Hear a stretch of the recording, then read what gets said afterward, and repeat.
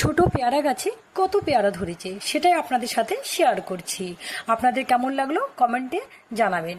So everyone, good morning. আমি দীপ্তি বিশ্বাস। এত ছোট পেয়ারা গাছে এত ফল ধরেছে, তাও নিজের লাগানো গাছে। এত ফল দেখে মনের খুশি অনুভূতিটা একটু আলাদা, তাই না? এই পেয়ারা গাছের একটি ছোট্ট স্টোরি শোনাচ্ছি। গাছটিতে অনেক ফল এসেছে, তো তাই ফলের ভারে গাছটি নুয়ে পড়েছিল। তাই প্রত্যেকটি ডালে স্টিক লাগিয়ে রেখেছিলাম, যাতে গাছের ডালগুলো ভেঙে পড়ে না যায়।